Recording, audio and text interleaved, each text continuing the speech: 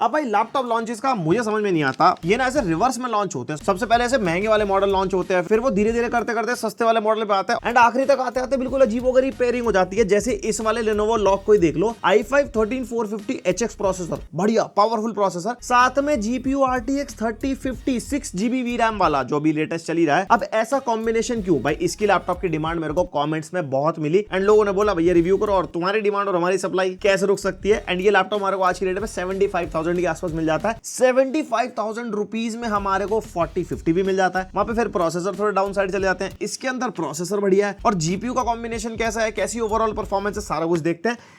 डब्बा नहीं खोलेंगे हम, क्यों? क्योंकि हमने Lenovo Lock ऑलरेडी इतने सारे रिव्यू कर लिया। एक तो ये लैपटॉप भैया हर प्राइस ब्रैकेट में घुसा बैठा है, 50,000 रुपए से लेके 1,20,000 रुपए तक हजारों लॉक है।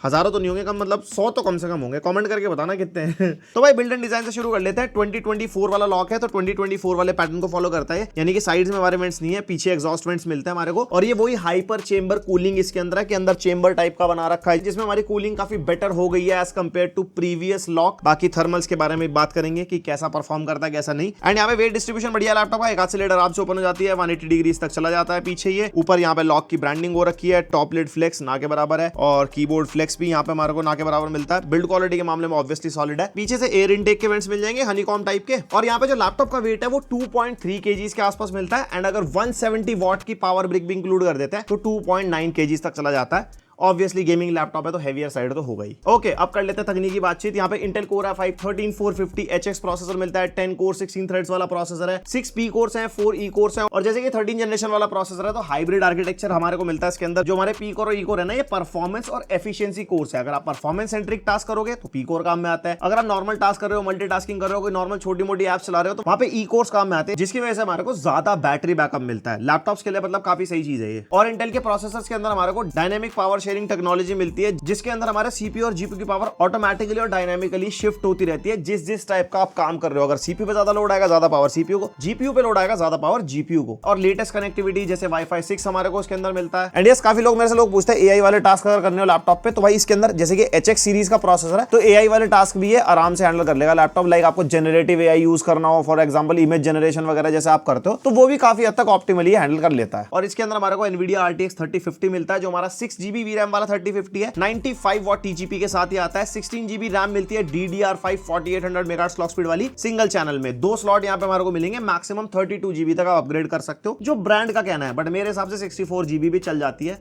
हमारे को काफी इंफॉर्मेशन मिल चुकी है, सब लैपटॉप में चल जाती है। और स्टोरेज के मामले में 512GB की Gen 4 SSD यहाँ पे हमारे को मिलती है, जिसकी read and right speed 4500 Mbps के आसपास मिल जाएगी। Gen 3 वाली नहीं है और एग्जैक्ट Gen 4 वाली भी नहीं है, काफी ठीक ठाक स्पीड मिल जाती है। और यहाँ पे हमारे को 2 M.2 SSD के स्लॉट मिलते हैं, एक स्मॉल साइज वाला है, एक लार्ज साइज वाला है। और अपग्रेड की कोई ऐसा इन्फॉर्मेशन नहीं है, बट पर स्लॉट 2 TB वैसे अपग्रेड हो जाता है। और कनेक्टिविटी के मामले में Wi-Fi 6 एंड ब्लूटूथ वर्जन 5.2 यहाँ पे हमारे को मिल जाता है। एंड यस, MS ऑफिस आपकी चॉइस है। फ्लिपकार्ट से अगर बाय करोगे वहां पे MS ऑफिस दिखा रहा है, और अगर Lenovo की वेबसाइट से करते हो तो ₹1 में MS ऑफिस ऐड हो जाता है, तो MS ऑफिस के साथ ही मिलेगा ऑब्वियसली आपको। और भाई ये मार्केट में इकलौता ऐसा लैपटॉप है जो डेडिकेटेड AI चिप के साथ आपको मिलेगा, मतलब AI वाले टास्क को हैंडल करने वाली चिप नहीं, जो इसके अंदर चिप है जो आपकी परफॉर्मेंस को ट्वीक करेगी, जैसी आपकी यूसेज होगी उसके अकॉर्डिंग लैपटॉप अपने आप को अडैप्ट करता रहेगा टाइम टू टाइम। उस चिप का नाम LA1 चिप है। ये बेसिकली करती है, एक हार्डवेयर चिप तो है ही, साथ में सॉफ्टवेयर एल्गोरिथम्स के थ्रू आपकी यूसेज को आइडेंटिफाई करती है, आप क्या ज्यादा कर रहे हो क्या कम कर रहे हो, लाइक गेमिंग, प्रोडक्टिविटी, जो भी चीज होगी उसके हिसाब से आपको बहुत ही ऑप्टिमाइज्ड परफॉर्मेंस देगी। एंड अगर परफॉर्मेंस की बात करते हैं सबसे पहले बेंचमार्क से नंबर देख लो। Cinebench R23 के स्कोर्स आप देख सकते हो, 16,622 multi core score and 1664 single core score. और ये Cinebench 2024 के स्कोर हो गए। Geekbench 6 के नंबर्स हो गए। Geekbench 6 का OpenCL score which is for GPU 66,000 के आसपास स्कोर मिलेगा। एंड ये हमारा ब्लेंडर बेंचमार्क हो गया 1173। इससे आपको फर्क पता लग गया होगा कि 4050 भी 6GB है, 3050 भी 6GB है, लेकिन GPU वाले स्कोर्स आप देखो 3050 6GB कितने कम आ रहे हैं। तो भाई 4050 ऐसे ही महंगा नहीं है, वो काफी तगड़ी परफॉर्मेंस के साथ आता है। एंड ये हमारा क्रॉसमार्क का बेंचमार्क हो गया। Then 3D Mark Time Spy. मैं CPU के मामले में तो तगड़ा लैपटॉप, बट GPU हमारा यहाँ पे डिसेंट साइड है इसके अंदर। एंड ये हमारा VR मार्क का बेंचमार्क हो गया। इसके अंदर भी हमारे को ठीक स्कोर मिल जाते हैं, मतलब GPU हैंडल कर लेगा VR गेमिंग। और ये PC मार्क 10 का स्कोर होगा जो थोड़ा ज्यादा CPU इंटेंसिव होता है, 6200 के आसपास स्कोर है। और इसी प्रोसेसर के साथ अगर दूसरे प्रोसेसर का कंपैरिजन देखना तो आपके सामने चार्ट आ रहा होगा। Cinebench R23 के हिसाब से कितना परसेंट का डिफरेंस आपको मिलेगा किस किस प्रोसेसर में। हायर इज बेटर ऑब्वियसली, और जैसे ज्यादा पैसे खर्चोगे वैसी वैसी चीजें मिलेंगी। बट किसी किसी केस में ऐसा भी होता है कि प्रोसेसर बेटर मिलता है, GPU बेकार,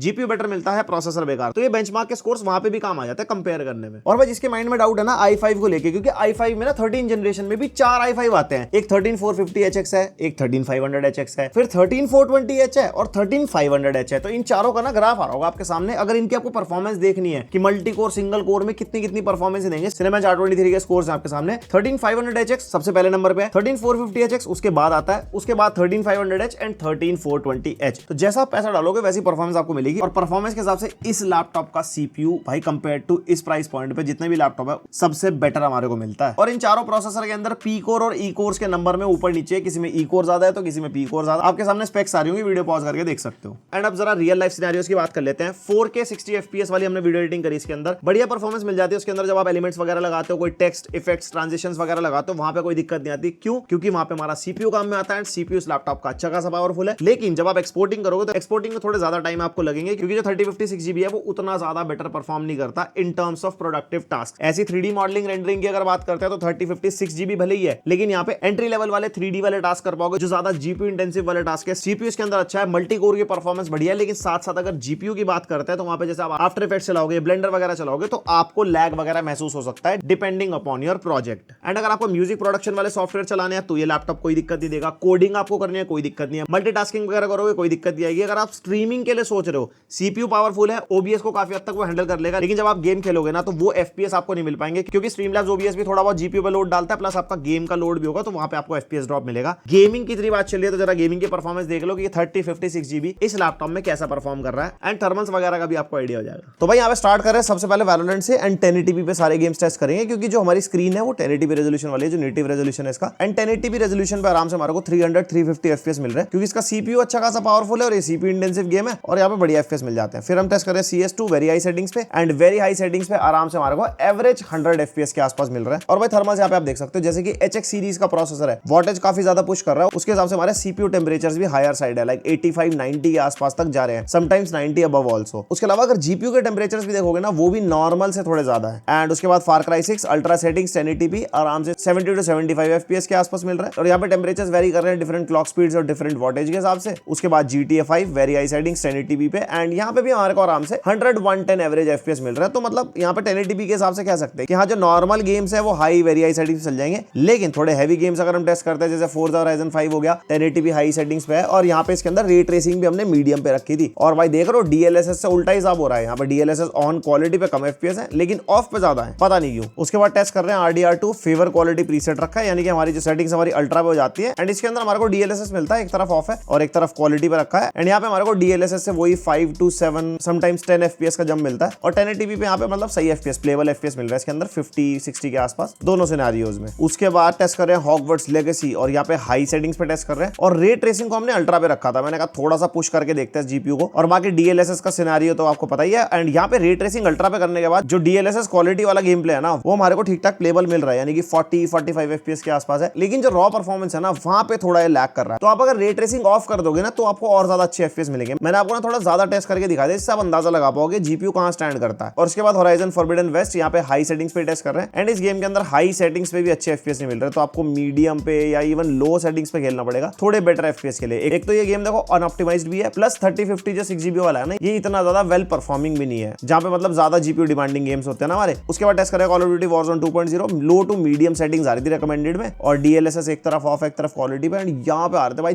दबा के FPS। और अच्छे FPS का रीजन क्या है? एक तो देखो 16GB रैम है इस लैपटॉप के अंदर, तो उस वजह से भी थोड़ी गेमिंग की परफॉर्मेंस बेटर है, प्लस जो इसका सीपीयू है ना वो काफी तगड़ा है, और ये गेम ना सीपीयू और जीपीयू दोनों इंटेंसिव वाला है, एंड उसके हिसाब से हमारे को जो फ्रेम रेट मिल रहा है बहुत तगड़े मिल रहा है। बट ऑब्वियस सी बात वही है, लो टू मीडियम सेटिंग्स भी है, एंड टेंपरेचर्स आप देख सकते हो 90, 91, 92 मैक्सिमम गए, एंड रूम टेंपरेचर हमारा 28-29 डिग्रीज के आसपास है। उसके बाद टेस्ट करें cyberpunk 1080p ultra setting, ray tracing of, और DLSS का सिनेरियो सेम ही है, और आप देख सकते हो सेम ही FPS आ रहे हैं दोनों सिनेरियोज में। और उसके बाद मैंने सेम सेटिंग्स पे रे ट्रेसिंग अल्ट्रा भी करके देखा कि भाई परफॉर्मेंस देख लेना, बिल्कुल मना कर दिया लैपटॉप ने, भैया मैं नहीं खिलवा पाऊंगा। फिर हमने हाई सेटिंग्स पे भी टेस्ट किया, हाई सेटिंग्स में हमारे को अच्छे FPS मिले, मतलब यहाँ पे प्लेबल 50, 60, 70 के आसपास, रे ट्रेसिंग ऑफ पे, एंड इवन रे ट्रेसिंग लगाने के बाद भी ना जो DLSS वाला सिनेरियो वहां पे प्लेबल FPS मिल रहा है। तो मैं कह सकता हूँ अगर आप ज्यादा तगड़े AAA टाइटल खेलोगे तो आपको हाई टू मीडियम सेटिंग्स पे खेलने पड़ेंगे जीपीयू पे 1080p पे। उसके बाद स्पाइडरमैन माइल्स मोरालेस यहाँ पे हम हाई सेटिंग्स पे टेस्ट कर रहे हैं, और हाई सेटिंग्स पे आराम से दोनों सिनेरियोज में 60-70 FPS मिल रहे हैं, मतलब एक तरफ DLSS क्वालिटी पे, और उसके अलावा फिर हमने रे ट्रेसिंग को भी वेरी हाई पे करा, एंड रे ट्रेसिंग को वेरी हाई पे करने के बाद भी मतलब ठीक ठाक प्लेबल एफपीएस मिल गए थे। तो ओवरऑल अगर कंक्लूड करते हैं इस लैपटॉप की गेमिंग परफॉर्मेंस को, तो जो ट्रिपल ए टाइटल्स हैं मीडियम टू हाई सेटिंग्स पे खेल पाओगे, और डीएलएसएस की परफॉर्मेंस ओके साइड है, बिकॉज इसके अंदर फ्रेम जनरेशन नहीं मिलता क्योंकि 4000 सीरीज नहीं है। एंड अगर रे ट्रेसिंग की बात करते हैं तो वो बहुत ही ओके साइड है, क्योंकि 3000 सीरीज रे ट्रेसिंग लैपटॉप्स में इतने अच्छे से हैंडल कर नहीं पाती। और इस लैपटॉप के अंदर हमारे को फुल साइज का कीबोर्ड मिलता है, और ये हमारा 4 जोन आरजीबी लाइटिंग वाला कीबोर्ड है, यानी कि डिफरेंट 4 जोन मिलेंगे, जो आप इसके Lenovo Vantage सॉफ्टवेयर में जाकर डिफरेंट कलर मोड सेट कर सकते हो, अपने आप से कस्टमाइज कर सकते हो कलर्स वगैरह। FN प्लस स्पेस बार आप दबाओगे तो यहाँ पे कीबोर्ड की लाइटिंग आप चेंज कर सकते हो। एंड कीबोर्ड की टाइपिंग फील बढ़िया है, यहाँ पे कर्वी कीज मिलती है, जैसे थोड़ी थोड़ी ना Lenovo Legion से इंस्पायर्ड कीज है, बट एक्चुअल Lenovo वाला ट्रू स्ट्राइक कीबोर्ड नहीं है इसके अंदर, उसकी तो फील अलग ही नेक्स्ट लेवल है। फिर भी यहाँ पे आपको टाइपिंग एक्सपीरियंस काफी अच्छा मिलता है, और ट्रैक पैड रेक्टेंगुलर साइज का है, फुली क्लिकेबल वाला ट्रैक पैड है, मल्टी जेस्चर को सपोर्ट करता है। और अगर आपको इस लैपटॉप के कीबोर्ड पे गेमिंग करनी है तो हमने बहुत लंबे गेमिंग के सेशन के बाद हमने टेंपरेचर्स नापे थे, WASD पे 35-38 तक चला जाता है, स्पेस बार वाले एरिया में 38-39 तक, एंड चिपसेट वाले एरिया में 40-43। तो थोड़ा सा वार्म साइड फील होगा, बट एज सच को तगड़ा गर्म फील नहीं होता कि हाँ भाई आज जल रहा है कुछ ऐसा करके।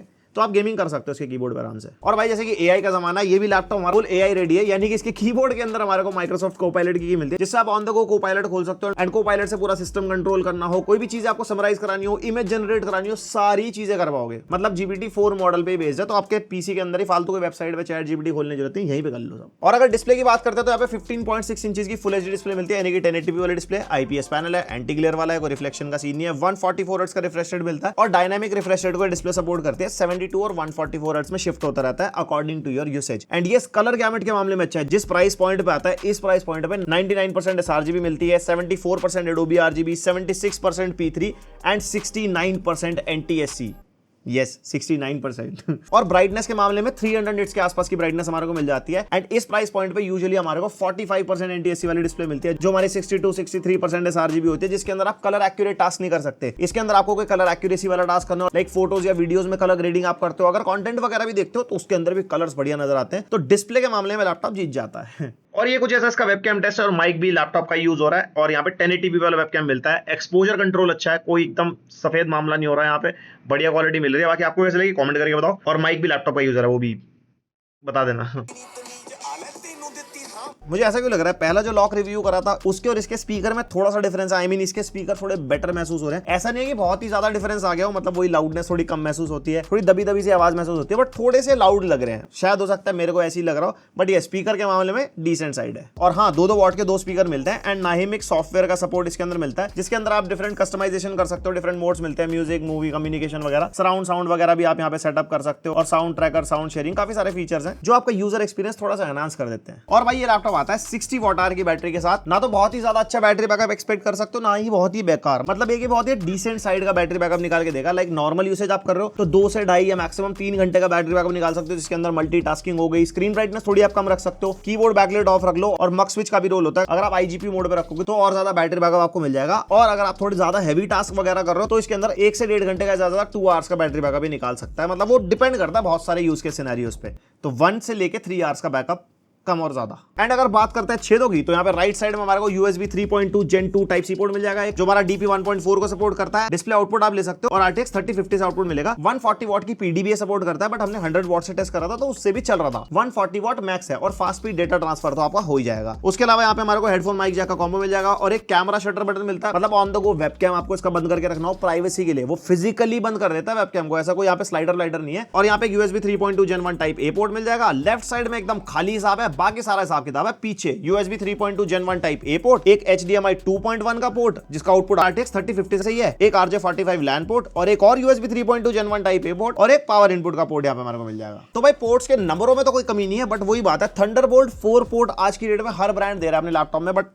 Lenovo को क्या हुआ है कि लॉक और लीजन सीरीज में थंडरबोल्ट 4 पोर्ट ही नहीं है। थंडरबोल्ट 4 पोर्ट वैसे ही बहुत सब्जेक्टिव होता है, बहुत कम लोग यूज कर पाते हैं, बट वो ये एक +1 एडवांटेज तो होता ही है ना। एंड ये हो गई लैपटॉप की पूरी बातचीत। अब अगर लैपटॉप के कंक्लूजन की बात करते हैं, और अगर कंपैरिजन की भी बात करते हैं, तो यहाँ पे 70-75,000 के आसपास ना हमारे को काफी सारे ऐसे लैपटॉप्स मिल जाएंगे जिसमें RTX 4050 मिलेगा, भले वो डिफरेंट वॉटेज पे हो। इवन अगर आप लॉक भी देखोगे तो उसमें भी 4050 मिलता है, लेकिन वहीं पर अगर आप प्रोसेसर देखोगे ना तो 12450H होगा या 13450H होगा, और ये सारे प्रोसेसर इसके 13450HX से भाई नीचे आते हैं। तो अगर आपका बजट 70-80,000 के आसपास है और आप एक बेटर प्रोडक्टिव लैपटॉप देख रहे हो विद अ बेटर CPU, तो ये आपके लिए चॉइस हो सकता है। एंड डिसेंट गेमिंग, जैसे कि आपने गेमिंग की परफॉर्मेंस देख ली, लेकिन अगर आपको बेटर गेमिंग गेमिंग करनी है और ज्यादा प्रोडक्टिविटी की तरफ नहीं जाना चाहते, ज्यादा सीपीयू रिलेटेड स्टफ नहीं आपको करना, तो मैं कहूंगा 4050 वाले लैपटॉप्स के ले जाओ इस प्राइस पॉइंट में, बिकॉज 4050 में ज्यादा बेटर गेमिंग परफॉर्मेंस आपको मिलेगी। तो ये चीज आप दिमाग में लेके चलना। एंड इस प्राइस पॉइंट पे अगर इसको कंक्लूड करते हैं ना, तो बहुत बढ़िया सीपीयू वाला लैपटॉप मैं इसको कहूंगा, प्लस डिस्प्ले भाई 100% sRGB डिस्प्ले इस प्राइस पॉइंट पे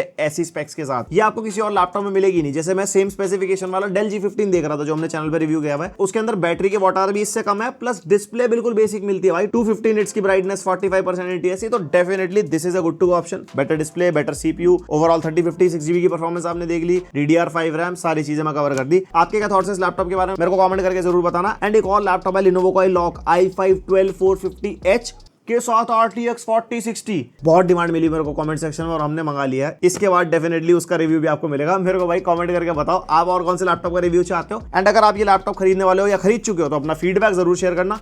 मिलते हैं नेक्स्ट वीडियो, अब तक के लिए बाय।